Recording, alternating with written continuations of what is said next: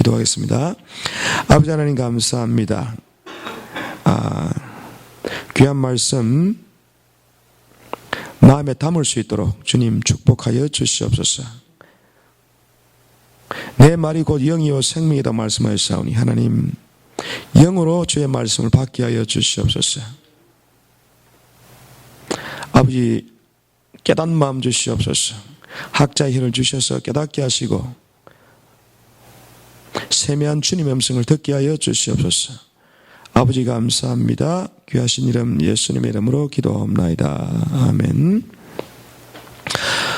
제가 이번 주에 사실 내가 메릴랜드인 줄 알았더니 메릴랜드가 아니고 버지니아의 스프링필드 맞습니까? 이제 거기 있는 어떤 호텔에서 이제 세미나가 있었는데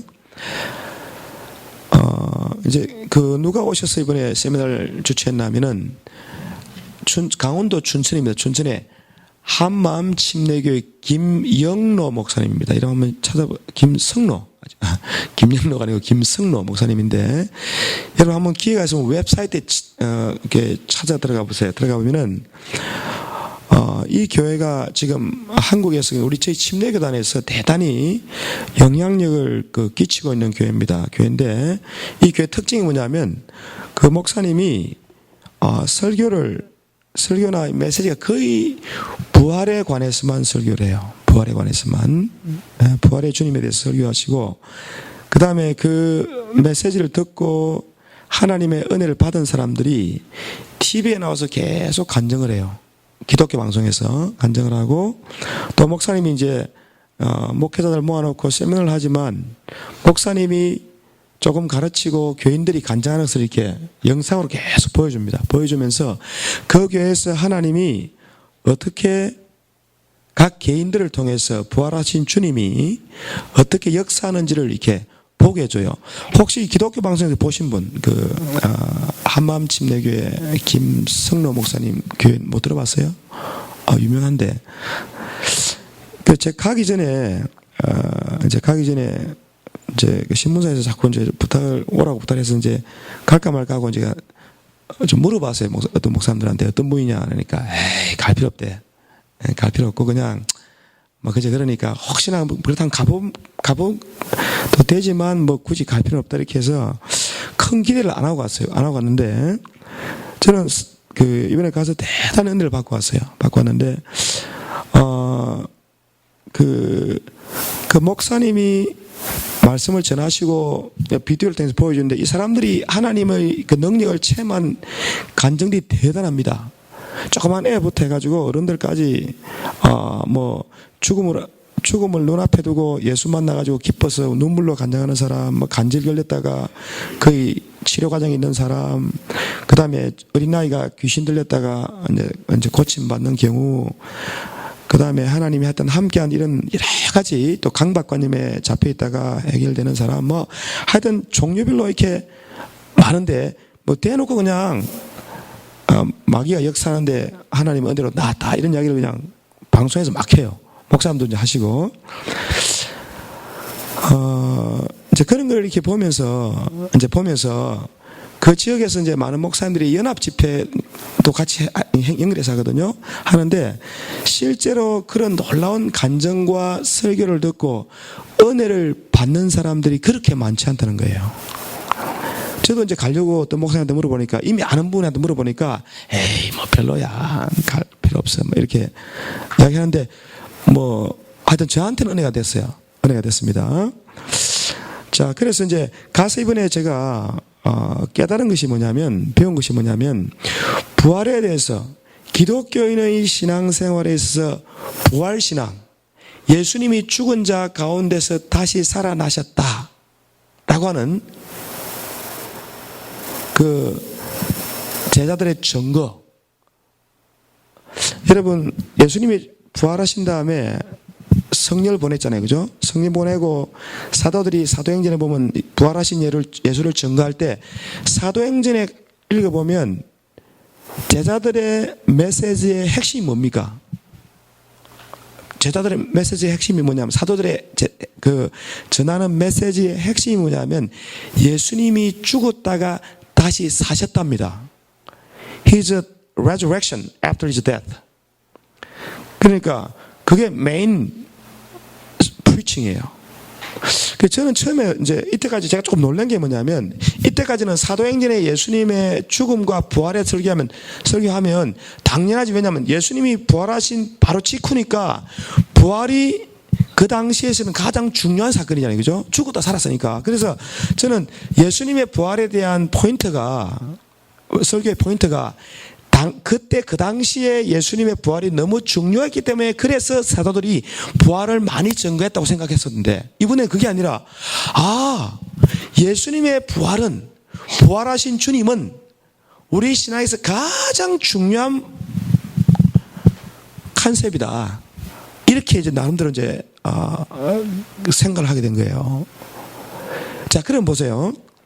그럼 사실은 말씀이, 요즘 기독교인들이, 오랫동안 기독교인들이 너무 어디다가 포인트를 두고 있었냐면, 예수님이 십자가에서 우리 죄를 위해서 돌아가셨다 하면서 십자가만 자랑하는 거예요. 그러나 십자가를 말하면서도 십자가에서 죽으신 다음에 부활하신 예수에 대해서는 좀 소홀히 한다는 겁니다.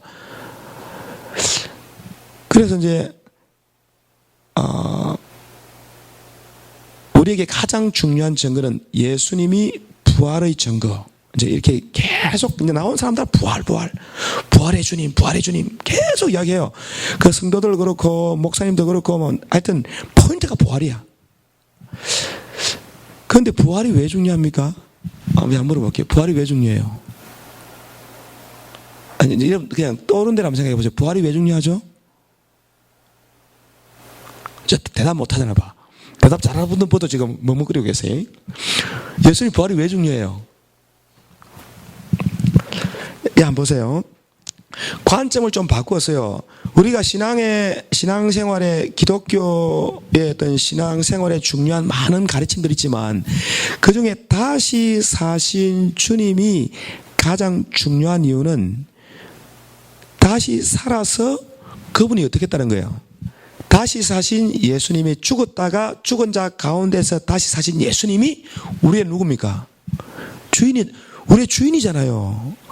그분이 죽음을 이기고 마귀를 이기고 죄를 이기고 세상을 이기고 죽은 자 가운데 다시 살아나신 부활의 주님이 다시 사셨다고 하는 것은 이제 주님을 이길 수 있는 어떤 것도 없다는 겁니다. 그런데 그 주님과 함께하는 우리는 얼마나 능력이 있어야 되겠어요? 그렇죠? 이거 여러분, 우리는 늘 알고 있는 거지만 좀 새롭다고 생각 안 드세요? 다 아는 겁니까? 저는 왜 지금 제가 그게 좀 충격이 왔냐면, 우리가 신앙생활하고 뭐 공부도 많이 하고 기도하고 뭐 이게 체험도 하고 여러 가지 하다 보니까 너무 마음의 관심이 사실은 주변적인 데 너무 분산되어 있는 거예요. 우리 신앙의 핵심과 구심점은 다시 사신 주님이 부활하신 후에 지 아들과 함께 하셨고, 예수를 주로 영접한 모든 사람의 주인과 주권자로 우리의 주인이 되셨다는 겁니다. 우리의 마스터예요. 우리의 롤드입니다. 그분은 눈에 보이지 않으시지만, 눈에 보이지 않게 함께 하시는 만왕의 왕이고 우주의 왕입니다. 눈에 보이는 세계나 보이지 않는 모든 세계의 왕이에요. 그분은 우리가 주님을 모시고 있으니까, 그걸 뻔히 아는 거잖아요. 근데 이번에 좀 새롭게 제가 확 정신이 번쩍 드는 거예요. 그런 주님이 함께 한다면요, 조그만 애가, 이제 어떤 엄마가 이제 간증을 하는 거예요. 조그만 애예요. 그 얘가 이제 귀신을 보는 거예요, 귀신을. 그 간증 나온 겁니다. 다 TV 나온 거예요. 근데 귀신이 뭐라고 말하면, 너 내 보는 거 엄마한테 말하면 죽여버려. 딱 이러는 거예요. 그 엄마한테 말도 못해. 왜? 귀신이 겁을 주니까. 그래서 이제 나중에 어떻게 엄마가 그걸 알게 돼가지고, 이제 애가 이제 틀어놓고, 그때 엄마가 막 기도하다가 귀신 떠나버렸어. 그 다음 귀신과 대화를 안 해요. 어떤 애는 그 부모님이 엄청나게 그 스마트한 분인데, 그 아들도 되게 스마트한데, 이 아들이 살짝 간 거예요. 강박관념에 꽉 잡혔어. 계단을 오를 때는 반드시 오른발로 마무리를 지어야 돼. 근데 계단을 오르다가 만약 왼발로 하면 다시 바꾸어서 다시 한번 내려갔다 올라가야 돼. 이 강박관념, 이거 당해보셨어요? 전 당해봤습니다. 사람이라는 게 대단한 것 같지만 한번 잡히면요, 정말 약합니다. 강박관념, 내가 어떤 생각 안 하고 싶은 것 같은데 생각을 끊임없이, 우리가 하는 생각들이, 염려나 근심이 내가 안 하고 싶다가 안 되는 거 아니잖아요. 왜? 계속 집어넣어주는 거야, 계속.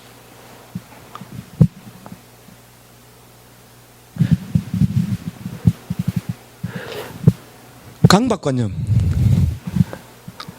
내가 안 하고 싶은 생각을 계속 집어넣어준다니까? 예수를 팔려는 생각을 유다에게 누가 집어넣어줬습니까? 마귀가 집어넣어줬어요. 그러니까 마귀는 우리 머릿속에다 끊임없이 부정적인 생각, 불안한 생각, 염려, 근심, 온갖 걸 다 집어넣어줬어요. 이걸 이기는 것이 능력입니다. 근데 이걸 우리 힘으로 못 이긴다니까요?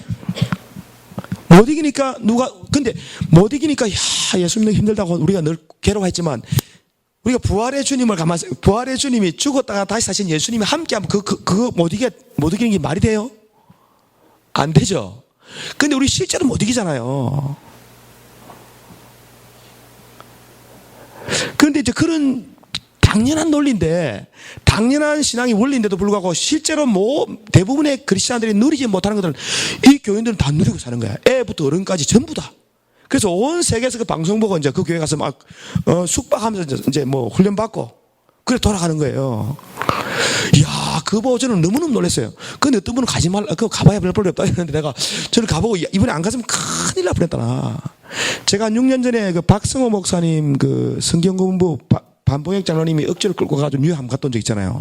그때 억지로 가고, 사실 이분도 거의 억지로 간 겁니다. 왜냐하면 신문사 이제 하시는 목사님이 전화 와셔가지고 연세 많아 보니 막 부탁을 하니까 제가 거절하기 힘들어가지고 이제 뭐 다 숙식을 다 공짜로 해주니까 뭐 차만 타고 그냥 10시간 달려가서 왔는데, 저는 너무너무 잘 갔어요.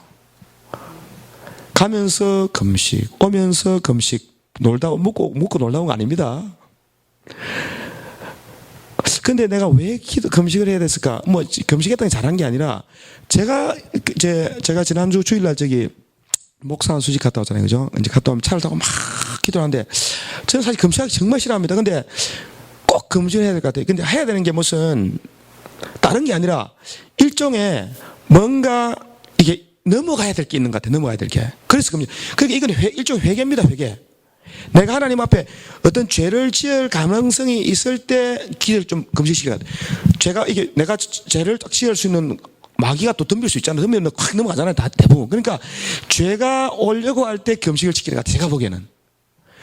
또 올 때도 그런 것 같아요. 오기 전, 이제 마지막 날, 첫날 가기 전 갈 때도 이제 같이 가면서 그냥 밥 안 먹으면 되게 부담 주는 거잖아요. 그래서 다른 사람들 밥 먹니 앉아가지고 이렇게 있으면 참 뭐 이상하잖아요. 올 때도 마찬가지. 자, 그런데 우리가 마귀를 이길 수 없기 때문에 주님께 도움을 청하고 그냥 주여 도와주세요. 그냥 도와주세요. 이걸 말로만 하면 이상하니까 좀 뭔가 좀 성의를 보이는 거예요. 그냥 진지하게. 그래서 금식하는 겁니다. 하나님을 구해도 진지하게 해야 될 거 아니에요. 너무 막 도와주세요. 이건 아니잖아요.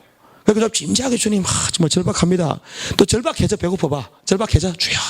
그러니까 겸손하게 주님께 도움을 구하려고 금식하는 겁니다, 이 사실은. 그래서 제가 갔다 오면서, 이번에 정말 많은 걸 배웠다.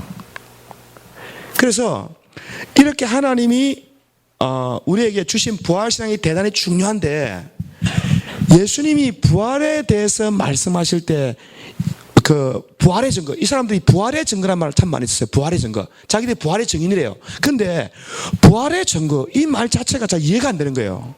그 사람들은 입만이나 부활이에요. 이런 부활의 증거가 뭡니까? 자, 오늘 여러분 한번 보세요. 중요한 법입니다. 본문 한번 보겠습니다. 자, 그 38절에 한번 보세요. 서기관과 바리새인 중 몇 사람이 말하되 선생님이여 우리에게 표적 보여주기를 원하나이다. 서기관들과 바리새인들이 예수님한테 기회 말씀은 사인을 보여달라, 표적을 보여달라. 그렇게 예수님이 뭐라 말씀했어요? 보여줬습니까? Matthew chapter 12 verse 38. 예수께서 대답하여 가라사대 이 악하고 음란한 세대가 표적을 구하나 선지자 요나의 표적 밖에는 보일 표적이 없다. 심판 때에 니느웨 사람들이 일어나 이 세대 사람들을 정죄하리니 이는 그들이 요나의 전도를 듣고 회개하였으며니와 요나보다 더 큰 이가 여기 있다. 이렇게 좀 잡으세요. 요나의 표적입니다. 오늘 포인트 요나의 표적인데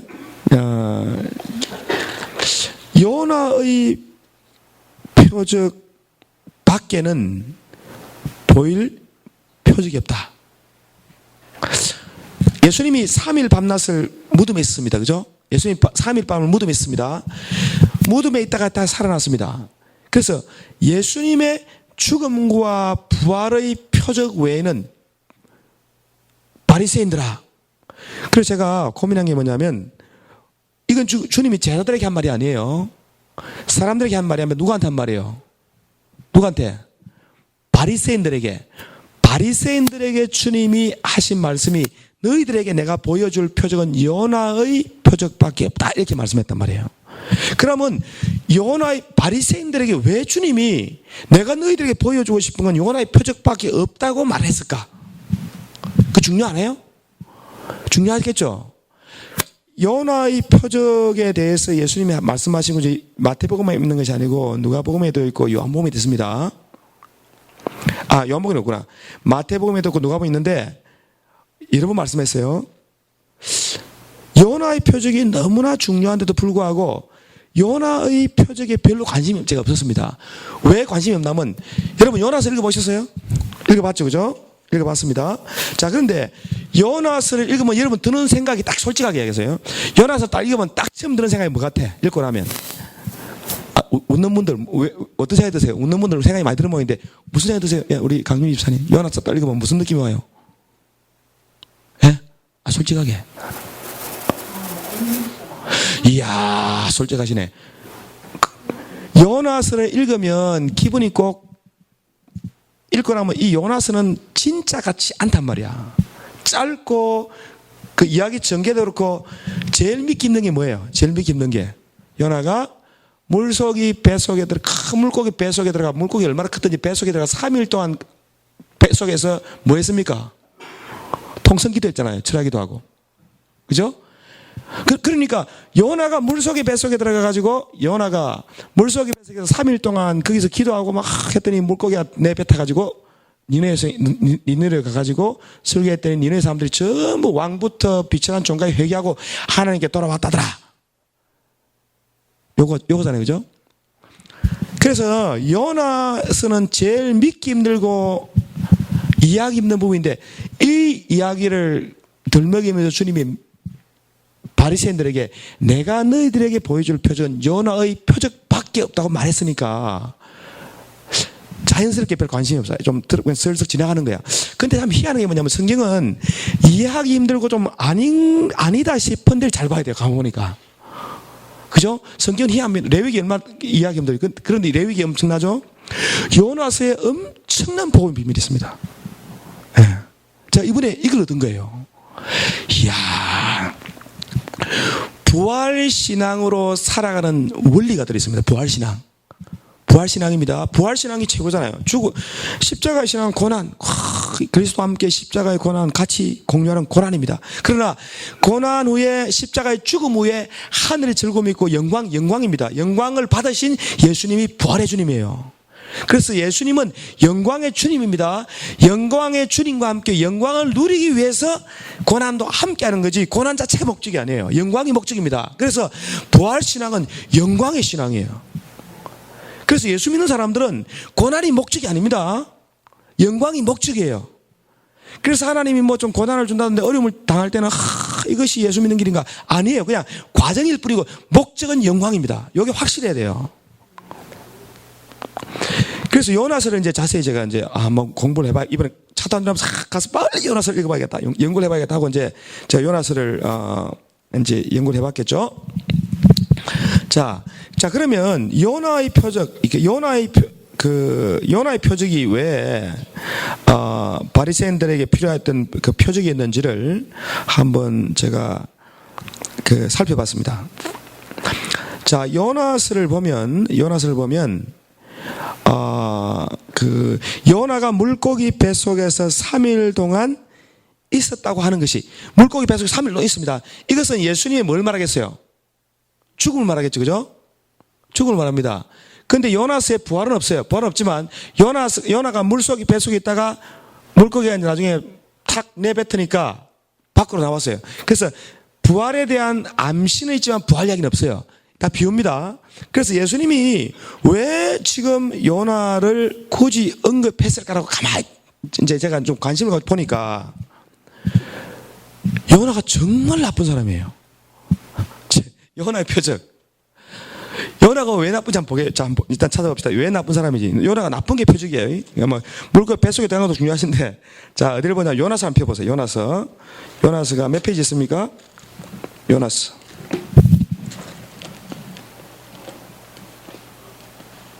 몇 페이지 있죠? 구약 성경 요나서. 예, 오케이. 자, 봅시다.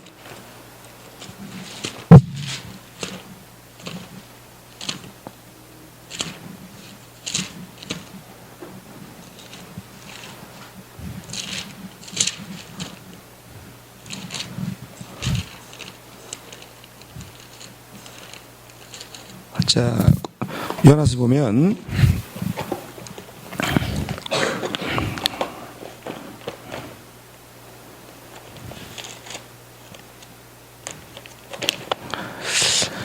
요나서 여러분 1장에 한번 보세요. 요나서 1장에 보면 요나는 선지자입니다. 선지자. 요나는 선지자임에도 불구하고 제 성경 1287쪽. 자, 여호와의 말씀이 아미떼의 아들 요나에게 임했습니다. 그런데 하나님이 무슨 계시를 준다면, 너는 일어나 저 큰 성읍 니느웨로 가서 그것을 쳐서 외치라. 그 악독이 내 앞에 상달했다. 자, 니느웨 사람들이 어디냐면 바벨론보다 저 북쪽에 있잖아요. 이게 아수르 사람입니다. 아수르의 수도가 니느웨인데, 이 아수르 사람들의 특징이 뭐냐면 대단히 잔인해요. 아수르 잔인한 사람들입니다. 전쟁을 잘하고, 전쟁에 사람을 잡으면 그냥 뭐 완전히 이거는 무슨 하여튼 잔인해요. 지독한 사람들입니다. 그 지독한 사람들에게 가서 하나님이 너희들 심판한다, 이렇게 이제 외치라 그랬습니다. 그런데 요나가 가고 싶어서 안 가고 싶어서요? 3절에 보면 1장에 여호와의 낯을 피하려고 일어나 다시스로 도망하려 하여 욥바로 내려가더니 마침 다시스로 가는 배를 만나서 여호와의 얼굴을 피하려고, 하나님의 얼굴을 피하려고 다시스로 도망을 하다가 배가 풍랑이 일어나가지고 배가 깨지게 됐어요. 그래서 사람들이 참 그냥 막 이제 배가 까랑게 생겼으니까 막 기도를 하고 난리인데, 요나는 기도도 안 해. 뭐 때문에 기분이 나빴는지 기도를 하고 잠들고 있습니다. 그래서 깨워가지고 이제 나중에 제비를 뽑는데 요나가 딱 걸렸거든. 이제 이거 아무래도 보면 신이 화가 났나 보다. 한 명 제비를 뽑아서 바다에다가 던지지 않았는데 요나가 걸렸어요. 그래서 이제 요나를 바다에 던졌는데, 바다에 들어간 요나가 빨리 죽기 전에 하나님이 큰 물고기를, 1장 17절에 여호와께서 이미 큰 물고기를 예비하사 요나를 삼키셨으므로 요나가 3일 밤낮을 물고기 배에 있었다 그랬습니다. 자, 근데 평소 때 요나에 대한 설교를 할 때 어떤 분들이 요나의 기도, 요나가 어려움 당할 때 뱃속에서 하나님 앞에, 하나님 물고기 배에 들어갔습니다. 2장에 보면 물고기 배에 들어가가지고 요나가 기도문이 나오거든요. 하나님께 요나가 기도하여 가로되 내가 받는 고난을 인하여 여호와께 내게 불렀더니 나의 음성을 들었도다. 내가 주의 성전을 바라보나이다. 내 영혼이 내 속에서 피곤할 때 내가 여호와를 생각했더니 내 기도가 주께 이르러 싸우며 주의 성전에 미쳤나이다. 무릇 거짓되고 헛된 것을 숭상하는 자는 자기에게 베푸신 은혜를 버렸사오나, 뭐 이렇게 나오는데, 나는 감사의 목소리로 주께 제사를 드리고 나의 서원을 주께 갚겠나이다. 구원은 여호와께로 말미암나이다. 해서 요 본문을 가만보면요, 요나의 신앙이 대단히 좋아요. 감사기도 드리죠. 서원도 갖겠다 그러죠. 오직 구원은 여호와로 말미암습니다. 라고 막 기도하고 어려울 때 이제 편할 때는 괜찮다가 어려움 당하니까 하나님께 막 부러지져 기도하는 요나는 기도 사람이었어요. 그래서 저는 이 요나의 기도에 약점이 없다고 생각했거든요. 그런데 이 요나의 기도에 빠진 게 진짜 중요한 게 빠졌더라고. 그게 뭐 같아요? 뭐 같아요? 너무 어렵습니다. 그죠? 저도 몰랐다 갑자기 알아놓고 아는 체하고 물어봤는데 이게 뭐가 빠졌냐면요. 여러분 자세히 보세요. 회개가 전혀 없습니다. 요나의 기도를 자세히 보면요. 요나 자신은 선지자로 하나님 앞에 경건한 선지자로 기도하지 자기의 죄를 전혀 고백하지 않아요. 자, 그래서 요나의 이야기를 왜 예수님이 바리새인들에게 요나의 표적밖에는 볼 것이 없다고 말씀했냐면 요나는 니느웨 사람들을 구원하라고 보냄을 받은 선지자인데 그 선지자가 볼 때는 니느웨 사람들은 절대 구원받으면 안 돼. 왜? 워낙 악한 사람이에요. 워낙 죄인들입니다. 그렇기 때문에 요나 입장에서는 저 사람들 구원받으면 너무 기분 나빠. 저 사람들이 하나님의 구원의 축복이 저 백성들에 일어나는 것 자체가 용납이 안 돼. 왜? 너무 사악하니까. 아수르나 바벨론은 이스라엘의 원수입니다. 항상 괴롭히는 사람들이에요. 잔인한 사람들이에요. 악인들입니다. 이 악인들이 구원받아가 여호와께 돌아와서 하나님의 복을 받는 게 용납이 되겠어요? 안 되겠어요? 안 되죠. 왜 요나가 그렇게 생각했을까? 요나가 기도할 때 죄를 회개하자는 이유가 뭔지 아세요? 왜 안 했겠어요? 죄를 안 지었으니까. 죄 안 지었죠. 이 바리새인들은 왜 주님 앞에 침례요한에서 이 회개라 이 독사의 자식들 해도 그 바리새인들은 왜 회개 안 해요? 죄가 없으니까. 자기들이 행위로 하나님 앞에 지은 죄가 생각나는 게 거의 없는 거예요. 죄가 생각나면 금식했어. 해결했어요. 그렇죠? 그래서 바리새인들에게 왜 자꾸 주님이 요나의 표적을 말씀했나니까 너희들을 보여주는 샘플이 요나다. 그래서 나중에 이제 그래도 억지로 이제 할 수 없이 하나님이 물고기 뱃속에 빼주니까 니느웨 가가지고 복음을 전파했어요. 그랬더니 전부 회개하고 돌아와요. 왕이고 종이고 막 다 배옷을 입고 금식하고 하나님께 돌아옵니다. 그러니까 요나의 반응이 뭔지 아세요? 차라리 내가 죽겠습니다. 너무 화가 나가지고 그 사람들 회개하니까 그 죄인들이 돌아오니까 너무 화가 났어. 그 차라리 날 죽이쇼. 그래서 마지막 요나의 마지막 발언은 내가 차라리 죽겠나이다 이겁니다. 선지자가 참 신기한 게 뭔지 보세요. 여러분 요나 자세히 읽으면 요나의 성격이 다 나오거든요. 요나가 성격이 좋은 사람이에요, 나쁜 사람이에요? 좋은 사람, 나쁜 사람. 조건 나쁘고 못된 사람이잖아요. 우리가 보기에는 이렇게 악한. 그 스스로는 선한 사람이에요. 죄가 없는 사람이야. 니네 사람들은 악인들이야. 악인들을 심판해야 되는데 자비를 베푸시는 하나님이 못마땅해. 차라리 죽여주세요. 나 도저히 못 보겠다 이 꼴은. 그 분위기입니다. 자, 그래서 바리새인들에게 표적을 보여달라니까 주님이 요나의 3일 밤낮을 물고기 뱃속에 있은 것과 요나의 사역, 요나에 대한 그 요나의 3일뿐 아니고요. 요나 자체가 표적입니다. 요나는 그렇게 못된 놈인데도 불구하고 그렇게 못된 선지자인데 못된 선지자가 물고기 뱃속에 나오는 걸 사람들 아무도 못 봤어요. 기적 봐서 못 봤어요. 요나가 물고기 뱃속에 있는 그 니느웨 사람들 봐서 안 봤어요. 못 보죠. 팩 뱉었는데 그냥 바닥에 던지라는데 누가 봅니까? 물고기 뱃속에 들어가 보지 못하고 그 못된 요나가 니느웨 가가지고 복음을 전파해도 사람들이 다 믿었단 말이야. 무슨 말인지 아세요? 그 못된 선지자가, 그 못된 목사가, 이 당시 목사잖아요. 니느웨 선교사잖아. 이 못된 선교사가 가가지고 복음을 전했는데 니느웨 사람들이 수십만 명이 믿고 회개하고 금식하고 돌아왔단 말이에요. 그런데 요나보다 큰 자가, 솔로몬보다 지혜로운 하나님의 아들이 직접 와서 말씀을 전해도 안 듣는 바리새인들을 주님이 얼마나 아이러니컬하게 지금 비판하겠습니까? 은혜 못 받는 게 누구 잘못이냐? 보세요. 제가 목회자들 모임이니까 가잖아요. 이제 가면은 제가 이제 막 오면, 야, 우리 목사들은 참, 이분도 그래, 이분이. 자기가 다녀보면 정말 목사님들은 은혜 받기 힘들다는 거예요. 봉사들이 그런 말 많이 하거든. 왜? 자기 볼 때는 자기보다 못된 사람이야. 자기보다 못난 사람이야. 윤리적으로 도덕적으로 뒤집어내보면 뭐 흠이 그 흠 많은 부흥사가 흠 많은 세미나 강사가 와서 부천하니까 뭐 다 조사해보고 연구해보고 하다 보니까 은혜가 안 되는 거야. 은혜가. 이게 누구 태도예요? 누구 태도입니까? 바리새인 태도입니다. 바리새인 태도입니다. 그 못된 요나가 복음을 전해도 니네 사람들은 왕부터 모두가 그냥 막 배옷 입고 해겠다니까. 기적 본 것도 없어. 그런데 이 악하고 음란한 세대가 표적을 구하니 내가 요나의 표적을 보여줄게. 요나밖에 할 말이 없다. 중요하죠, 여러분. 그러니까 우리가 회개하고 하나님께 돌아와서 복 받는 것은 우리의 의를 가지고 복 받는 게 아닙니다.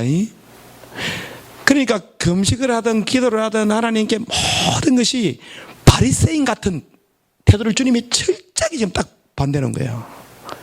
그래서 부활신앙이 뭐냐니까. 부활신앙은요, 부활신앙의 증거는 요나의 표적입니다. 선지자 요나는 유대인이에요. 유대인들은 결국에는 이방인들이 구원받는 게 못마땅해서 구원에 참여하지 못했습니다. 그 나라 뺏겼잖아요. 그런데 이방인들은 죄인들이 막 하나님 나라에 먼저 들어가는 거예요. 왜?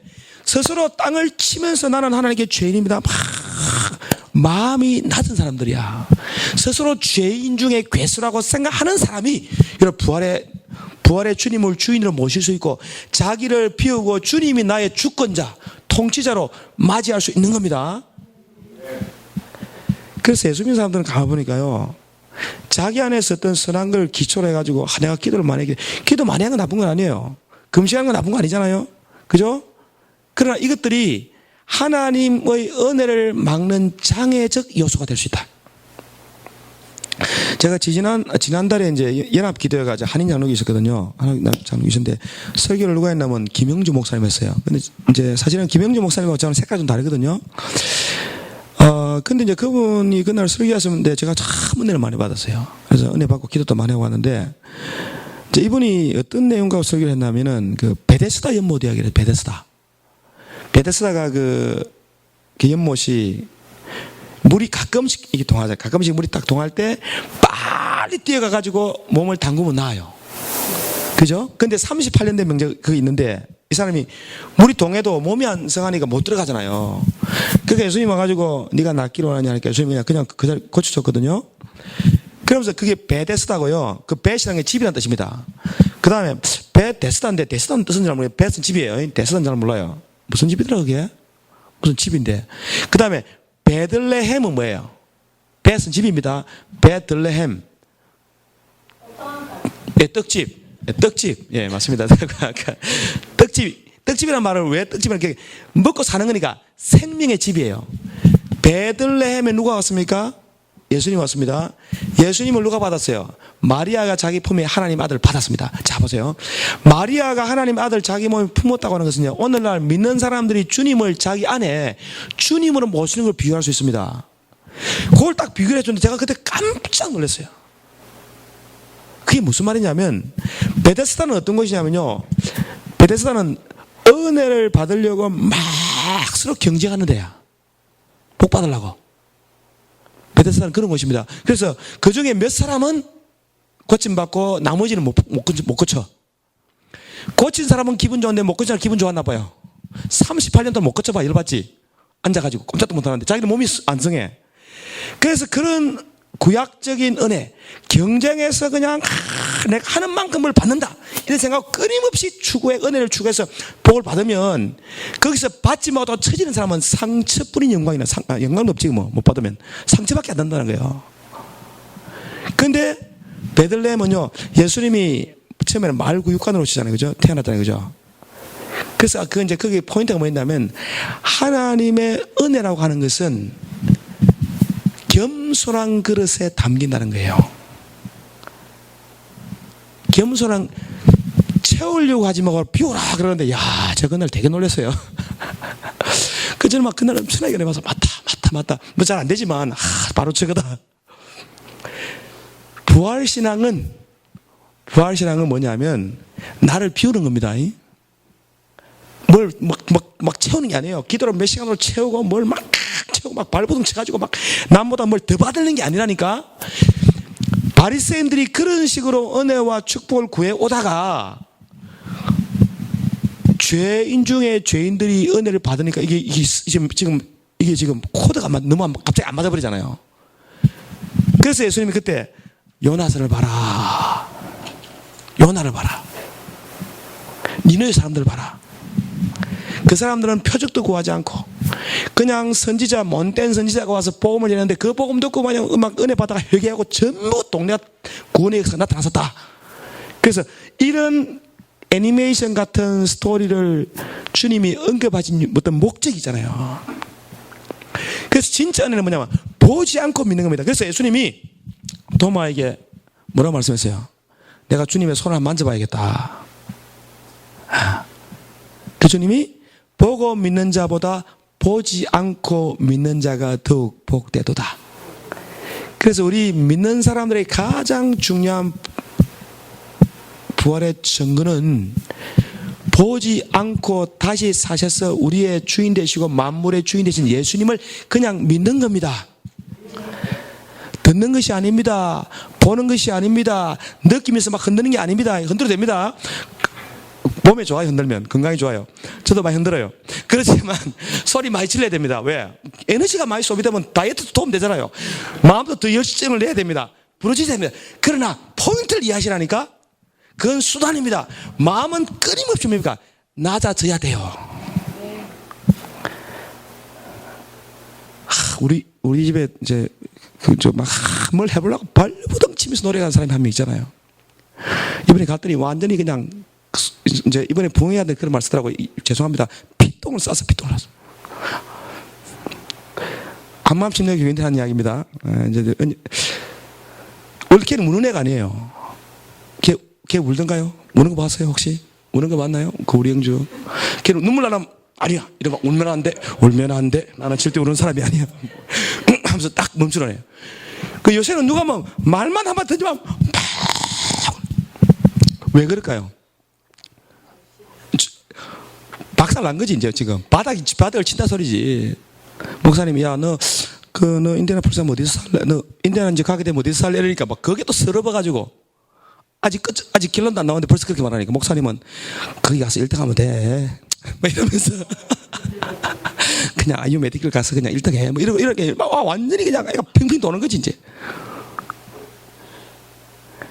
또 제가 그래도 내가 주위에다 목사님들 이야기하니까 야 진짜 이 목사 고생 끝났다 하더라니까 또 거기 쓸어버가지고 눈물이 없는 애가 조금만 찌르면 막 팍팍 쏟아요. 그래서 지가 그러면서 요즘 하는 소리가 엄마 요즘 나 많이 겸손해졌지? 많이 변하긴 했는데 좀 더 가야 될 것 같아 하고 있는데 그래서 제가 이제 가만히 보니까 고난이 계속 하나님이 고난을 주고 연난을 시키는 이유가 뭐냐면 하나님이 복을 담아주려면 마음이 낮아야 되는 거예요. 그 우리 스스로 어렵다고 생각하니까 자꾸 판단이 나오고 정죄가 나오고 마음에 안 들고 밉고 기분 나쁜 거예요. 맞죠? 예. 자, 그러니까 부활신앙의 증거, 이런 믿음으로 그러니까 예수 믿는 사람들이 복 받는 길은 정말 마음이 낮아서 그냥 주님을 마음껏 나의 어떤 조건도 내가 감히 주님 앞에 내주님하고 니네의 사람들처럼 나는 원래 악한 사람이다. 악합니다. 그거 아는 겁니다. 인간의 본성이 얼마나 악한 줄, 그 악함 중에 가장 악한 게 교만이더라고. 교만이잖아요. 사람이 자기 힘으로 살려고 하는 거, 자기에게 뭐 조건을 찾는 거, 이따 우리 사람 교만이잖아요. 그러니까 이런 것들이 깎이고 낮아질수록 부활의 주님은 우리 안에 더욱 크게 왕노릇하는 줄로 믿습니다. 자, 그래서 주님이 요나의 표적밖에 내가 보여줄 게 없다 하신 것처럼 우리가 정말 니네의 사람처럼 우리 안에 요나 같은 그런 나쁜 성격이 없느냐 잘 우리 스스로 관찰하고 주님 앞에 유대인 나쁜 사람들 아닌데 아직 은혜 못 받아서 그래요. 은혜 받으면 정말 낮아집니다. 낮아질수록 하나님은 더욱더 주님이 우리 안에서 생명으로 왕노릇합니다. 그래서 이 사람들이 와서 간증할 때 주님의 주권 이걸 엄청 이야기해요. 주님이 내게 주권자다. 그래서 내가 내 인생의 모든 문제나 어려움이 있으면 주님께 맡긴다. 맡기기 어렵지 않잖아요. 그죠? 맡기는 게 어렵지만 여러분 연습해야 됩니다. 자꾸. 주님, 내 염려와 거짓을 맡아주세요. 나의 문제를 해결해 주세요. 주님이 도와주세요. 모든 것을 협력하여 선을 이루게 해주세요. 하나님 환경을 바꿔주세요. 막 구하면 주님이 눈에 보이지 않지만 왕으로 계신 주님이 모든 것을 컨트롤하고 계십니다. 계시기 때문에 그분이 해결해요. 그러니까 여러분 그걸 믿고 부활하신 주님을 주인으로 왕자에 모시는 저와 여러분 되시기를 주님의 이름으로 축원합니다.